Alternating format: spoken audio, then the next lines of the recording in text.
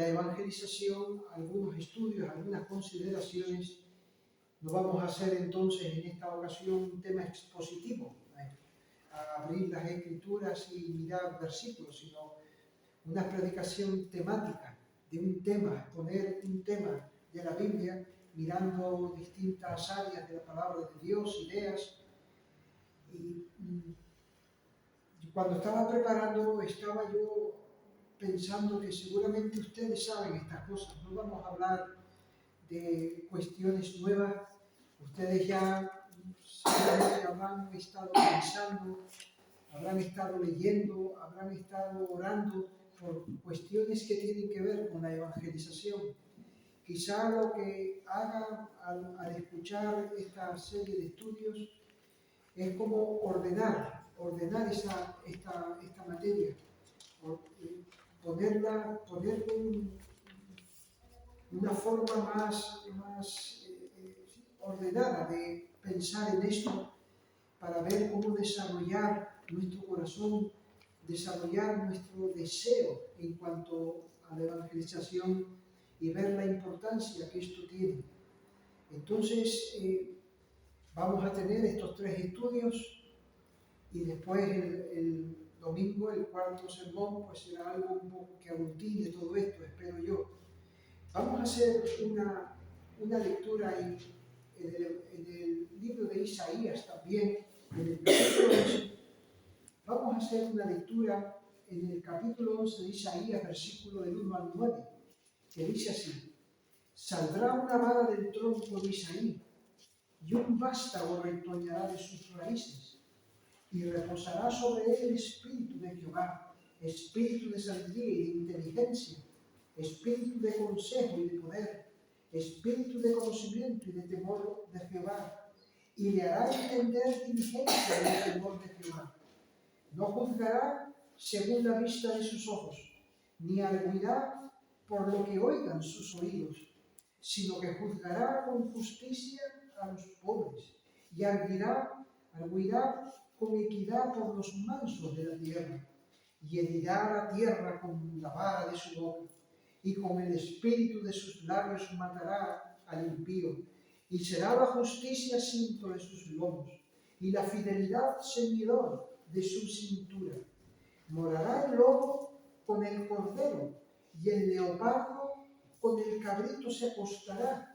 El becerro y el león y la bestia doméstica andarán juntos, y un niño los pastoreará.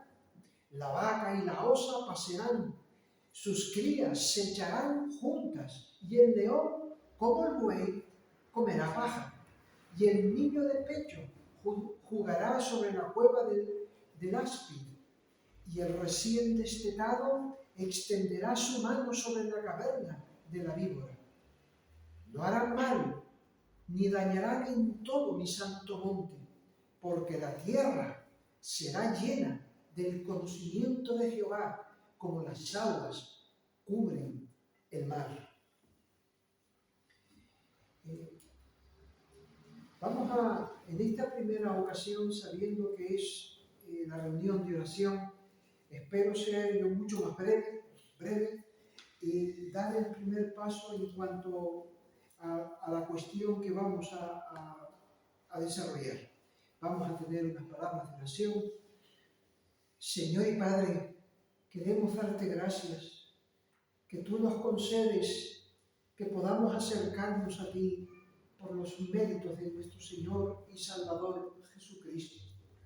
Tú nos muestras los asuntos de tu reino, los pones en nuestras manos y nos enseñas cómo debemos nosotros administrar todos estos asuntos tuyos, aquí en este mundo, aquí en este lugar, en nuestra vida, en nuestra familia y en nuestro entorno. Gracias te damos por tener misericordia. Ayúdanos para que nosotros podamos ser conscientes de quiénes somos delante de ti y de lo que tú nos has llamado a ser en este mundo, y unos con otros.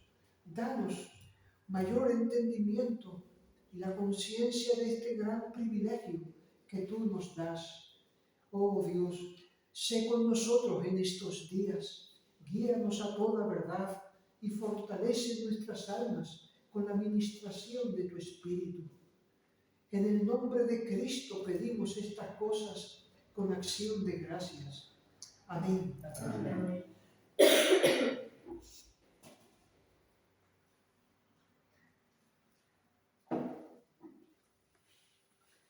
Ahora que vamos a estar dirigiendo nuestra atención sobre esta tarea y responsabilidad de la Iglesia respecto a la evangelización, vamos a introducir este estudio con una afirmación y después vamos a tratar de desarrollarla.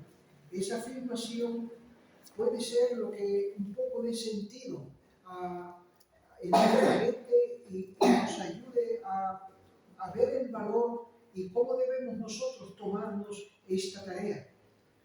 La afirmación es esta, una afirmación que se puede deducir después de leer las Escrituras para mirar y investigar acerca de la evangelización, mirando desde el Antiguo hasta el Nuevo Testamento, mirándola desde el punto de vista de los creyentes, de la Iglesia. Esta es la afirmación. En la Iglesia que Cristo está edificando, se debe desarrollar o estar desarrollándose un sincero deseo y esfuerzo para la salvación de los pecadores a través del Evangelio. Esta es la afirmación. Sencilla, no es muy larga, la voy a repetir. En la Iglesia que Cristo está edificando, se debe de desarrollar o estar desarrollándose un sincero deseo y esfuerzo por la salvación de pecadores a través del Evangelio. Esto debe de ser uno de los frutos evidentes y palpables de todo aquel que profesa la fe de Cristo y mantiene una relación viva y real con Él. Todo aquel que adore al Señor Jesucristo, que lea, medite y reciba su palabra. Toda iglesia que se precie de predicar a Cristo, de amar a Cristo, de obedecer a Cristo, se tiene que promover, se tiene que dar tal cosa. Tiene que haber este desarrollo de un sincero deseo y esfuerzo por la salvación de pecadores a través del Evangelio. Ahora bien, ¿cómo desarrollar ese deseo y cómo encauzar el esfuerzo para llevar a cabo tal cosa? Esta va a ser la cuestión y esto nos va a ayudar a nosotros a organizar en nuestro pensamiento las inquietudes que pueden tener acerca de esto. ¿Cómo activar o desarrollar ese deseo y encauzar el esfuerzo? Pero consideren una cosa a modo de introducción. Llevar el Evangelio a los perdidos, como el Señor Jesucristo lo hacía, que lo vemos, que Él estaba predicando el Evangelio de un lado para otro. Llevar el Evangelio como después lo practicaban los apóstoles, que lo vemos en la iglesia cuando se fundó en Jerusalén y cómo se desarrolla en el libro de Hechos. Cómo a través de la predicación del Evangelio y la evangelización de los apóstoles y de los santos, que se iban y se desplazaban por diferentes razones, cómo se iba extendiendo la semilla de la verdad y la iglesia se iba extendiendo con ella, iban naciendo iglesias. Pues bien, cómo Cristo hizo, cómo los apóstoles lo practicaron y después en las epístolas se nos habla acerca de ello. Esto no es una cuestión de una actividad más en la iglesia, una actividad como otras que se organizan para hacer, o no es una tarea especial de esos creyentes que son más activos. Como son más activos, estos creyentes, pues, claro, tienen la evangelización, como una de sus tareas. Esto es un asunto que está arraigado en los planes eternos redentores de Dios. Esto es un asunto que tiene sus raíces en el pacto de gracia. Lo que Dios había ordenado en un mundo donde el hombre cayó en pecado. La evangelización tiene su lugar en la iglesia por la promesa que Dios ha dado desde el principio. La evangelización tiene que tener ese lugar en la vida de los creyentes en la iglesia, porque esa es la obra que Dios está haciendo en este mundo. Así es como se lleva a cabo el nacimiento de la iglesia y el desarrollo de la iglesia, a través de esta tarea de llevar el evangelio. Miren cómo los planes de Dios para este mundo pasan a través de la evangelización. Y lo digo para que no entendamos esto como una mera actividad más de la iglesia, que, bueno, la iglesia hacemos esto, la iglesia hacemos lo otro, también la iglesia evangelizamos. No, esto viene de los planes redentores de Dios. La promesa inicial en Génesis capítulo 3, versículo 15, el día que el hombre cayó en pecado, el día que el hombre comió de la fruta del árbol prohibido y que tomó conciencia de su pecado y se fue a esconder de Dios, ese día apareció Dios, se acercó al hombre para predicarle el evangelio. Y fue el primero que predicó el evangelio. Dios le predicó el evangelio al pecador Adán, que había caído, había muerto por causa de sus pecados, se había separado de Dios y ya estaba fuera del paraíso. Dios, hablando con la serpiente, entonces dio la promesa de un Salvador. Y esta fue la primera predicación del evangelio, la promesa. Capítulo 3 de Génesis, en el versículo 15. Pondré enemistad entre ti y la mujer, y entre tu simiente y la simiente suya. Esta te herirá en la cabeza, y tú le herirás en el calcañar. Esta es la promesa básica sobre la cual se desarrolla toda la enseñanza de la Biblia que sigue después. Y toda la obra de Dios en este mundo se fundamenta, brota de esa promesa. La promesa de un Salvador para pecadores que iba a venir. Dios anunció el Evangelio nada más caer el hombre en pecado. Con el correr de los siglos, Dios iría dando más detalles acerca de este Salvador. Lo encontramos en el capítulo 12 de este mismo libro de Génesis, los versículos 2 y 3, cuando en conexión a esta promesa, Dios especifica a Abraham que saldría de él, de su simiente, de su descendencia, donde vendría esa simiente de la cual había hablado anteriormente, cuando dice Génesis 12, versículo 2, y haré de ti una gran nación, y te bendeciré, y engrandeceré tu nombre, y serás bendición, y bendeciré a los que te bendijeren, y a los que te maldijeren maldeciré, y serán benditas en ti todas las familias de la tierra. Esto está en conexión con la promesa, que en ti serán benditas todas las familias de la tierra. Aquí, pues, añade este otro elemento de una bendición que alcanzará a todas las familias de la tierra.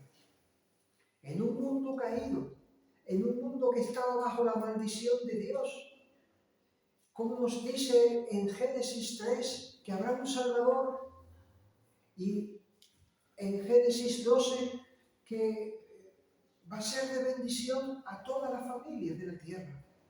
Con el correr de los siglos, Dios iría dando más y más luz acerca de este Salvador que vendría.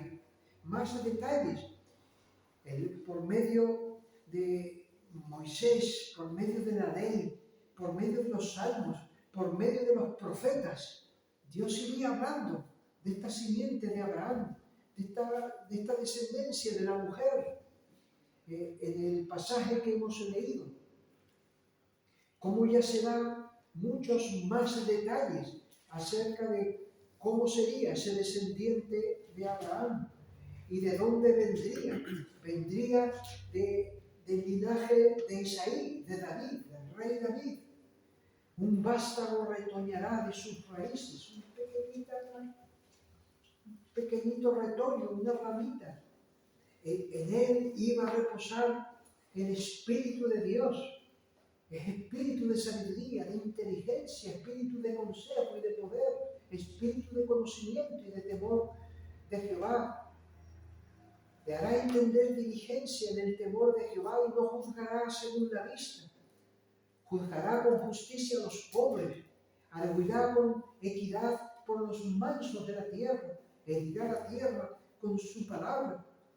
Y después dice los efectos de este Salvador, de la bendición aquella que hablaba Abraham, que alcanzaría a todas las naciones. Cuando habla de esta forma simbólica, y el lobo con él, morará el lobo con el cordero, el leopardo con el cabrito se acostará. Los hombres que estaban enfrentados, los hombres que vivían en violencia, que no podían estar el uno con el otro, habrá paz en ellos. Hombres que eran como lobos, pues ya no se conducirán así, porque la bendición de Dios vendrá sobre los hombres. Y como dice en el versículo 9, no harán mal ni dañarán en todo mi santo monte. El pueblo de Dios, el reino de Dios, porque la tierra será llena del conocimiento de Jehová, como las aguas cubren la mar. Esta es la derrota de la simiente de la serpiente por medio de la simiente de la mujer. El conocimiento de Dios llenará otra vez la tierra, como las aguas cubren el hueco del mar. Cuando llega el tiempo, cuando nace el prometido, cuando nace la simiente de la mujer, aquel descendiente de Abraham, de David, cuando Cristo empieza a predicar, dice, el tiempo se ha cumplido, el reino de Dios ha llegado. Así que arrepentíos y creed en el Evangelio.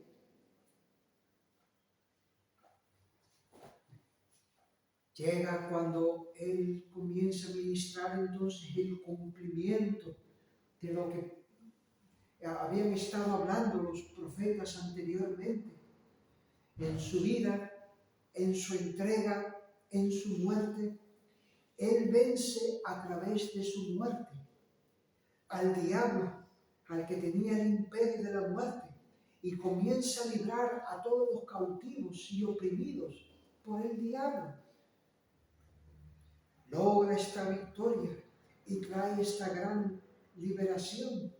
Y después el libro de Hechos, como dijimos antes, nos cuenta cómo empezó a anunciarse a Jesucristo, la persona de Jesucristo como el Mesías, la obra de Cristo como el Cordero de Dios que quita el pecado del mundo, y su victoria sobre el diablo, su victoria sobre el pecado, su victoria sobre el mundo. Y los hombres son librados, los hombres son traídos y reconciliados con Dios, y esto se extiende por las naciones. Y para esto entonces les decía el Señor Jesucristo, para prepararnos y dotarnos para esto, les decía en el libro de Hechos, capítulo 1, versículo 7, y les dijo, no os toca a vosotros saber los tiempos o las sazones que el Padre puso en su sola potestad. Si ya iba a ser el regreso de Cristo, esto no es asunto de ustedes. Dios el Padre es quien está manejando todas estas cosas. Ustedes lo que tienen que pensar ahora es que recibiréis poder cuando haya venido sobre vosotros el Espíritu Santo, y me seréis testigos en Jerusalén, en toda Judea, en Samaria y hasta lo último de la tierra. Señor, vas a restaurar el reino de Israel ahora. Ellos no habían entendido la promesa de Abraham a los profetas de que toda la tierra sería llena del conocimiento de Dios, de que todas las familias de la tierra serían bendecidas. Y es a donde les enfoca ahora: recibiréis poder cuando haya venido sobre vosotros el Espíritu Santo, y me seréis testigos en Jerusalén, Judea, Samaria y hasta lo último de la tierra. Y el libro de Hechos empieza a contarnos cómo esto se desarrolla, cómo empezaron a hablar de Cristo, a anunciar al Señor Jesucristo. En el capítulo 2, cómo toda esa gente que se juntó en torno a la casa donde estaban ellos, y Pedro con los demás estaban ahí reunidos por miedo a lo que le iban a hacer o a lo que pudieran hacer los judíos, pero resulta que cuando descendió sobre ellos el Espíritu Santo y vino y se puso toda esa multitud a ver qué era ese ruido que estaba viniendo de esa casa, Pedro empezó a predicar y se convirtieron 3.000 personas. 3.000 personas. ¿Y esto qué es? Cosa que eso nunca se había visto. Solamente en Jonás, cuando la conversión de Nínive, se había visto algo parecido. Pero ahora ya con más cuerpo. Lo de Jonás fue un arrepentimiento, pero no se formó una iglesia. No eran los planes de Dios en aquel tiempo. Ya después Nínive se pervirtió otra vez.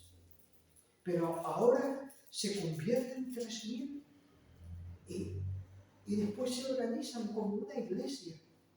Y después de esa iglesia salen, por motivo de la persecución de Pablo, salen otros a predicar y empieza la gente a oír el Evangelio y a convertirse.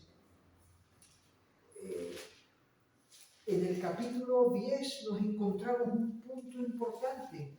Un gentil mandó a llamar a Pedro que viniese a hablarle, Cornelio, un soldado. Y ahí cuando llegó Pedro, vio a ese grupo de personas en casa de Cornelio, un gentil.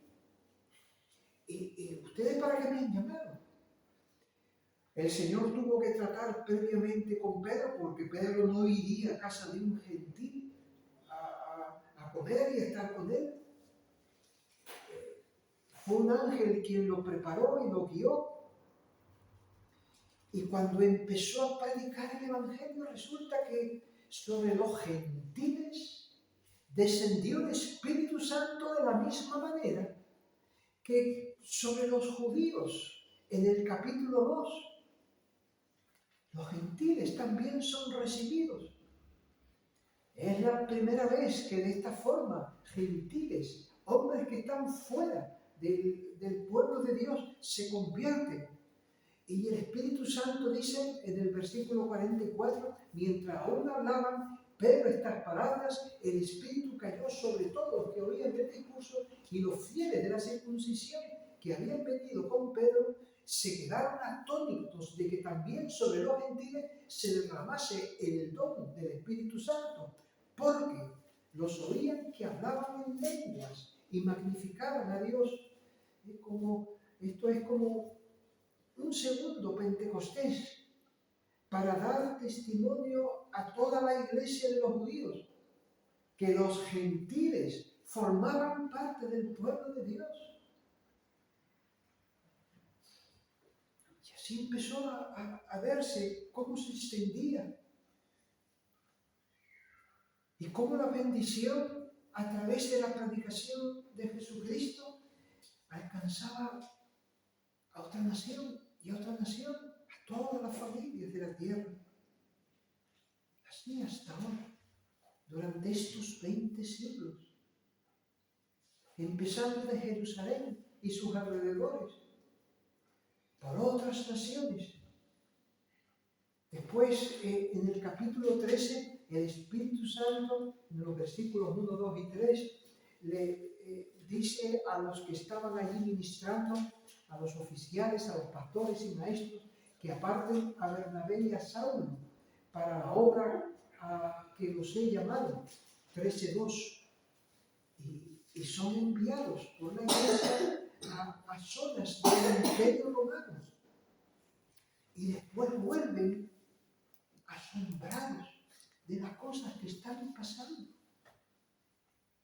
Los planes de Dios se cumplen. Las promesas que Dios había dicho desde el primer día, desde que el hombre cayó, se están cumpliendo ahora a través de llevar el Evangelio a otros. ¿Entendemos lo que es llevar el Evangelio a otros? La dimensión que esto tiene.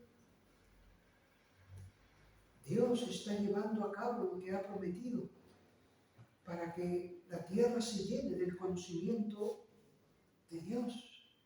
Y nosotros, la iglesia, cada iglesia local, cumple un papel en esta tarea que Dios se ha propuesto. Vernos como un eslabón para que esa promesa se cumpla. Esa promesa que Dios ha hecho desde el principio y esos planes redentores, acorde a las promesas del pacto. La obra que Dios está haciendo en este mundo caído, no por medio de ángeles, sino por la iglesia, a través de nosotros, es que llegará su gracia a todas las familias de la tierra. Entonces el asunto es cómo nosotros debemos contribuir a esto. Cómo nosotros debemos de prestarnos a esta labor que Dios ha ordenado desde el principio y está haciendo. La extensión de su iglesia, a llevar a cabo sus propósitos redentores. ¿Qué es lo que nos toca hacer a cada uno? ¿Qué es nuestra contribución personal y como iglesia? Esto es lo que nosotros debemos de pensar. Esto es lo que debemos de madurar. Lo que nosotros tenemos que crecer en el entendimiento, en fe, en amor, hasta el punto de entender cómo Dios está actuando en este mundo, por medio de Cristo, y cómo nosotros somos parte de esa obra que Dios quiere hacer y está haciendo y ha hecho. Es interesante en este sentido leer la historia, cómo se ha ido extendiendo la iglesia, cómo esos hombres que han ido predicando de un sitio a otro, las biografías de esos hombres que han tenido esa inquietud y han ido a un país, a otro, se han movido. La iglesia que ha tenido ese peso, esa carga, ya ha enviado o ha hecho lo que ha podido hacer y ha entendido que debía de hacer para llevar el Evangelio. Y así hasta hoy. Y ahora nos toca a nosotros. Nosotros somos los que tenemos que llevar eso a cabo y pasarle después el testigo a otro, hasta el día que el Señor Jesús venga. Así que de la comprensión, de la asimilación de esta obra inmensa de Dios y de este propósito suyo de gracia en este mundo, es que debe de surgir este deseo de la salvación de los perdidos. Y alimentando ese deseo, después tiene que haber un esfuerzo para realizar y llevar a cabo cómo salvar a los perdidos, cómo contribuir a la salvación de los perdidos.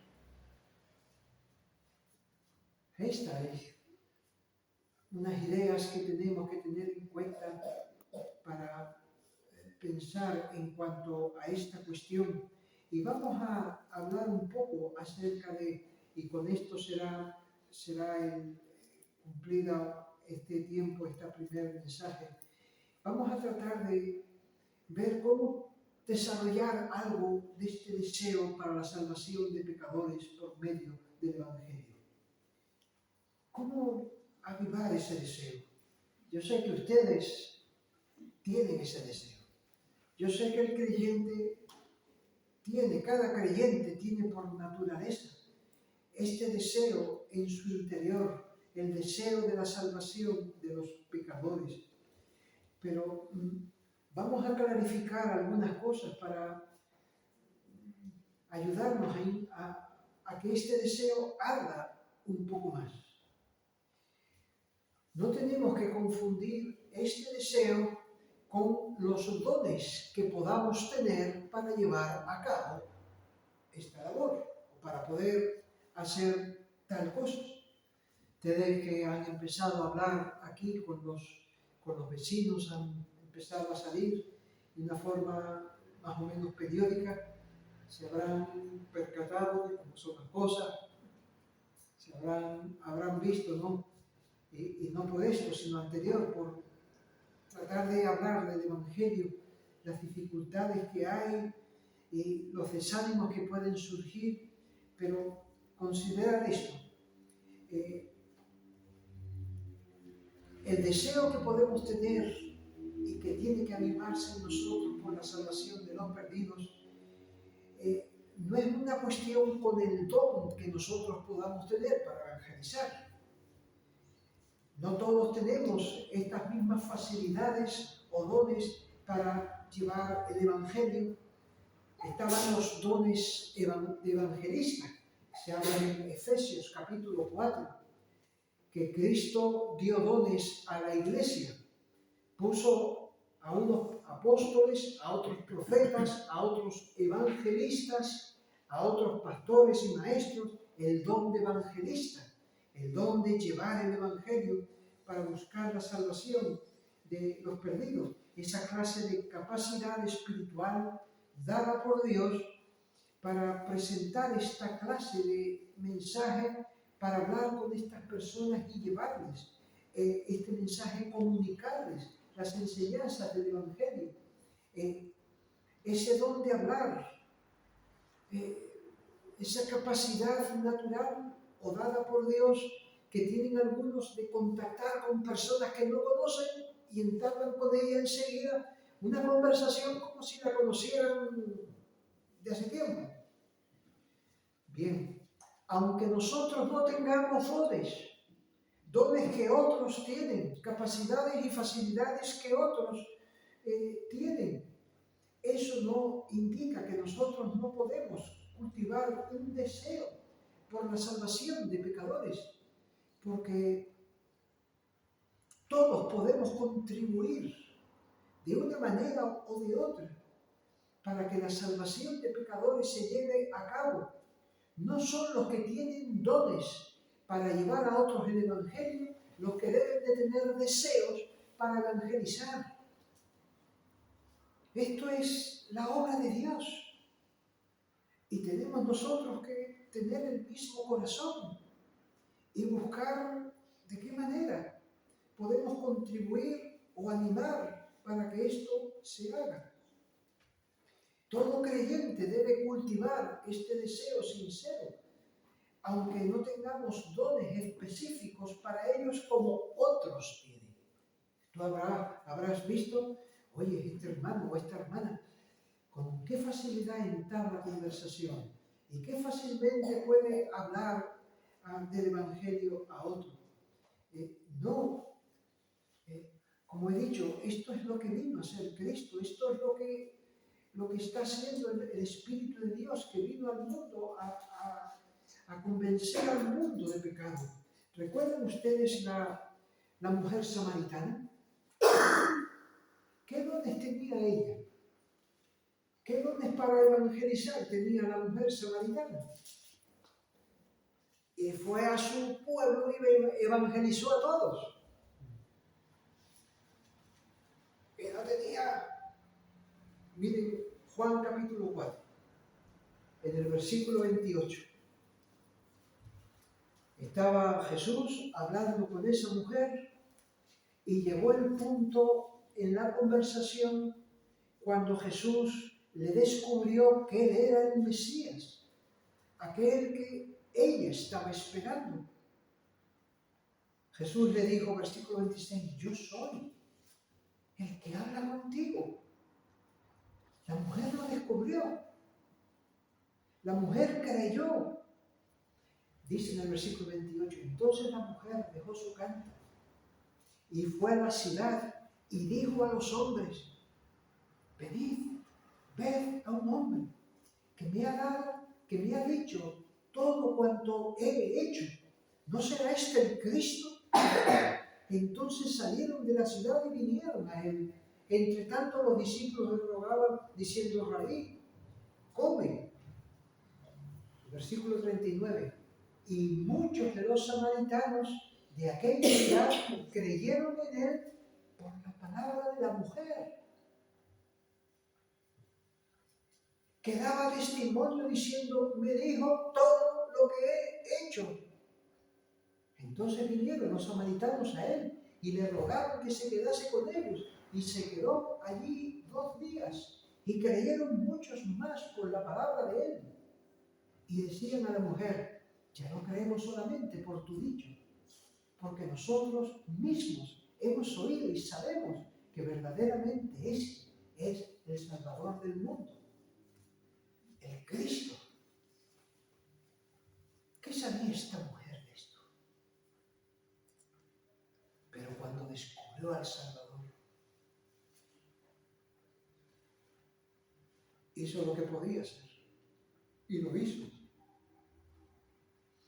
Además, miren lo que dice, hablando de esta cuestión en el versículo 24, el Señor Jesús, hablando con los discípulos ya cuando la mujer se había ido.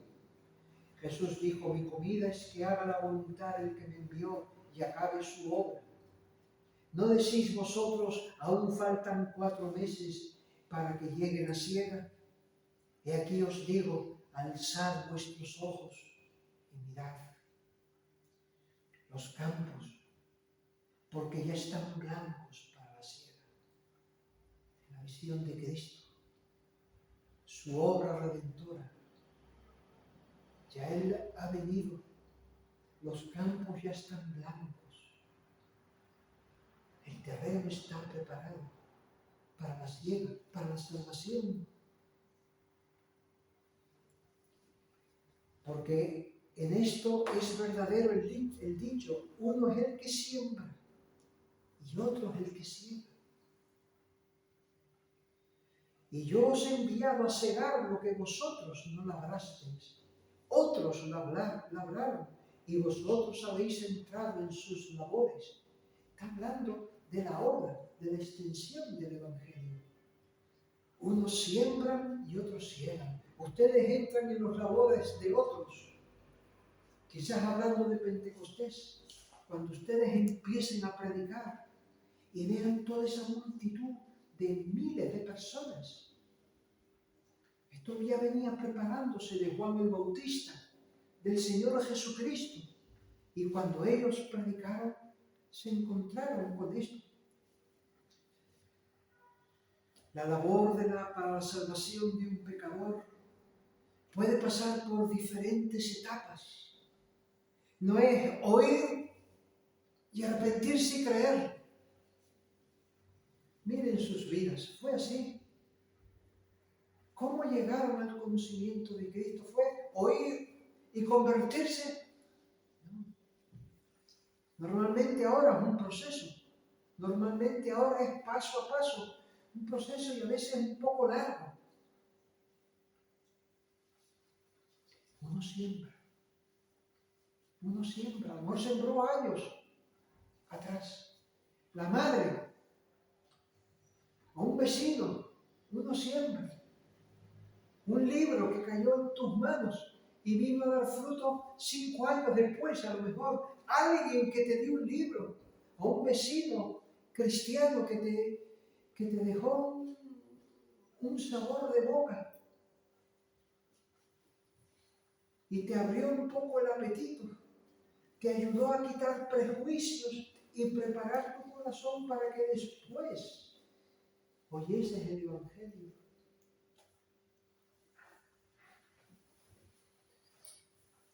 La búsqueda de la salvación de los perdidos. A los vecinos, a los compañeros de trabajo, con aquellos que nos desenvolvemos.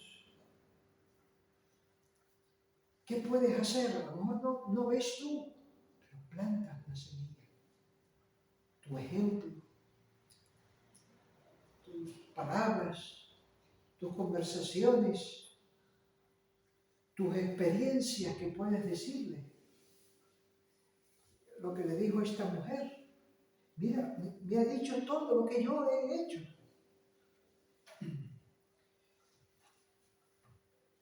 Cristianos que no tengan dones para expresar el Evangelio, pero sí un deseo para la salvación de otros.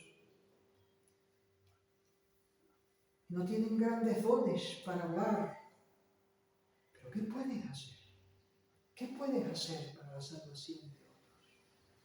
No puedes explicarle porque a lo mejor no sabes, pero ¿qué puedes hacer?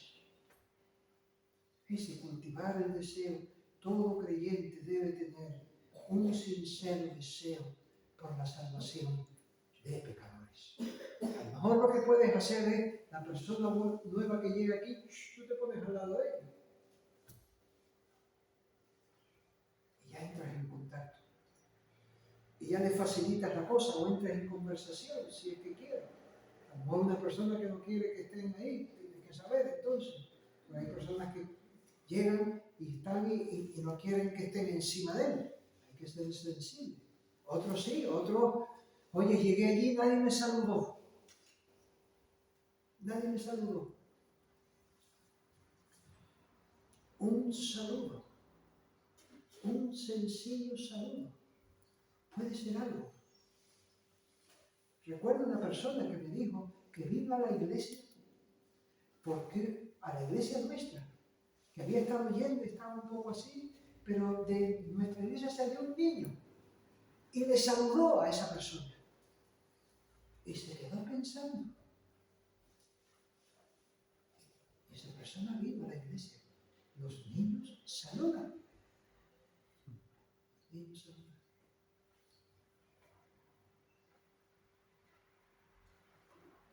Era una gran predicación. No es que se convirtiera, pero eso desarma cosas, eso no sabe uno. Si uno hace lo que debe de hacer, si nosotros vivimos como debemos de vivir, hablamos como debemos hablar, hacemos lo que Dios nos dice en su palabra, amamos a los hombres según nos enseña con la educación, la cortesía, eso, incluso eso. Bueno, las demandas de la ley de Dios. Cuando nosotros conocemos la ley de Dios, no nos induce la ley de Dios a cultivar un deseo. Por un lado, la ley nos indica cómo los hombres, todos están perdidos bajo la condenación de la ley, que han violado la ley de Dios y merecen la condenación del Dios justo, porque han violado su ley. Pero la ley que nos dice que todo hombre está condenado porque ha violado esa ley, también demanda de nosotros el amor al prójimo, que amemos a nuestro prójimo.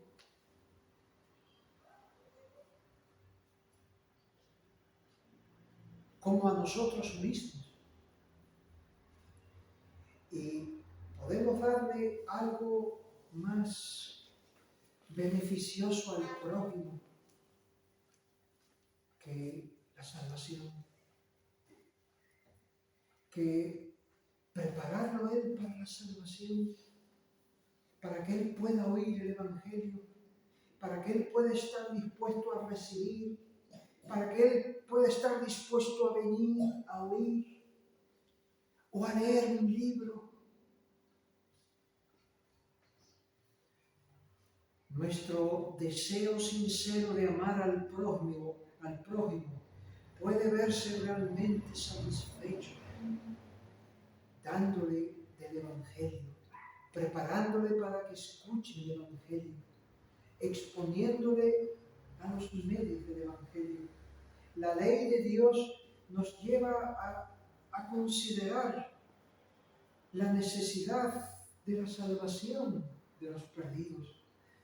Puede cultivar en nosotros este deseo, pero el mandato de Cristo, la voluntad de Cristo, no nos ha dicho el Señor Jesucristo de ir y predicar el Evangelio, como decía en el Evangelio de Lucas, en el capítulo 24.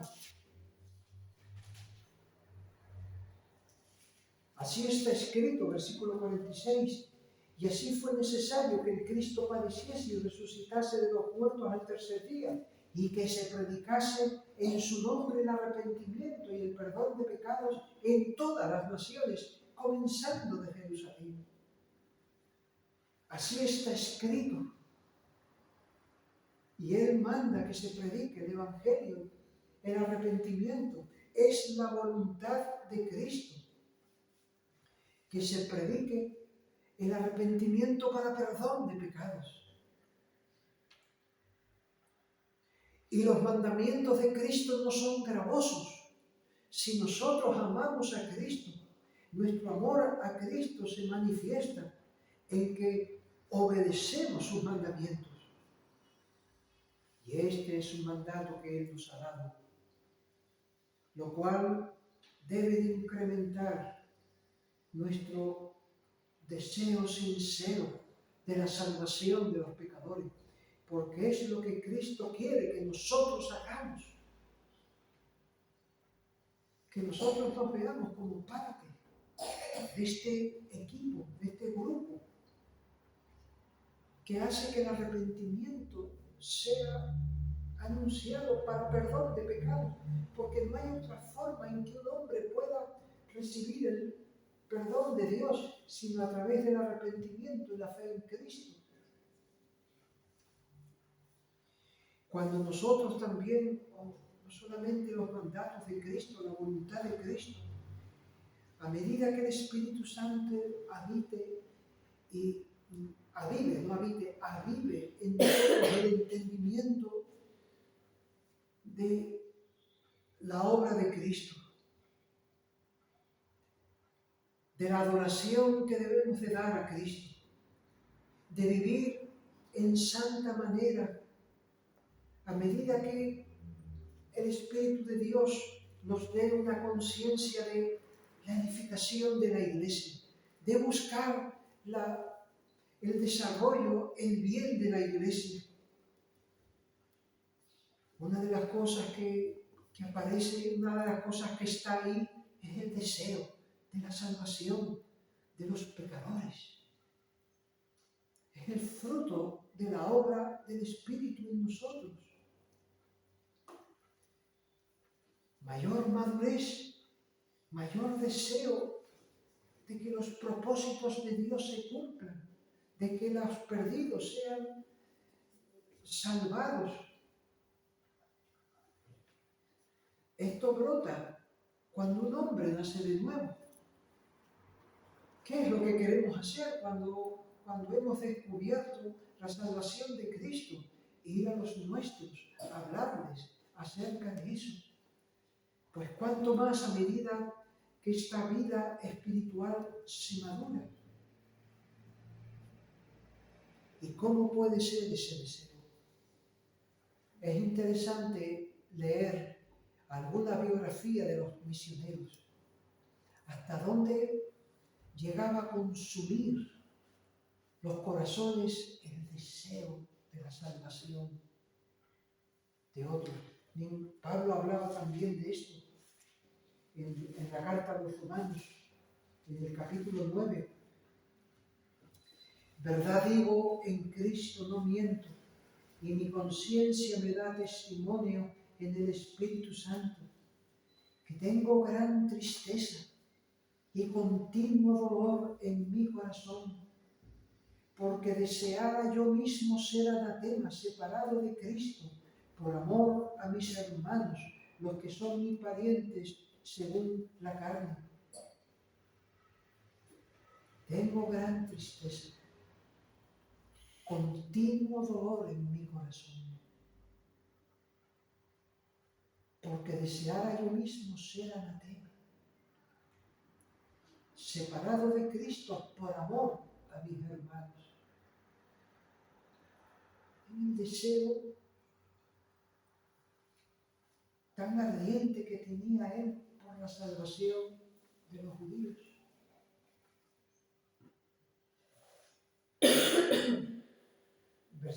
Capítulo 10, versículo 1. Hermanos, ciertamente el anhelo de mi corazón y mi oración a Dios por Israel es para salvación. El anhelo de mi corazón y mi oración es para salvación. Este es cultivar, avivar las cosas.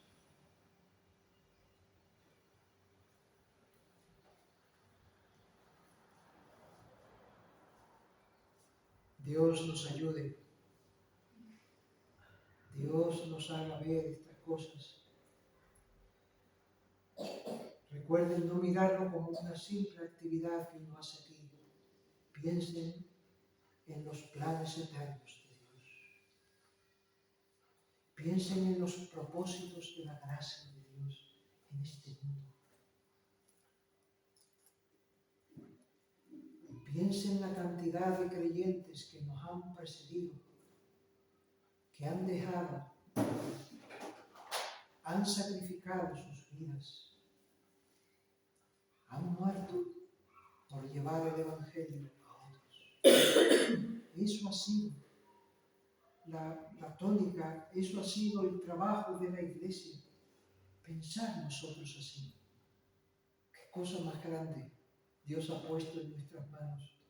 Tener el deseo de Dios. Dios fue el que predicó el Evangelio primero, anunciando a Cristo, anunciando un Salvador. Y sobre esa promesa se salvaron en el Antiguo Testamento creyendo esa promesa, creyendo que vendría el Salvador. Por la fe en Cristo como Dios había hablado. Pero ya vino. Pensemos entonces desde esta perspectiva. Bueno, ahora vamos a tener un tiempo de oración. Que el Señor nos ayude y que podamos pensar en estas cosas y desarrollar este deseo más y más. Esto puede que nos consuma.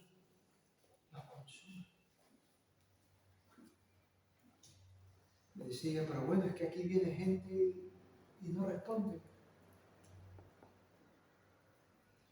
Más nos consumimos.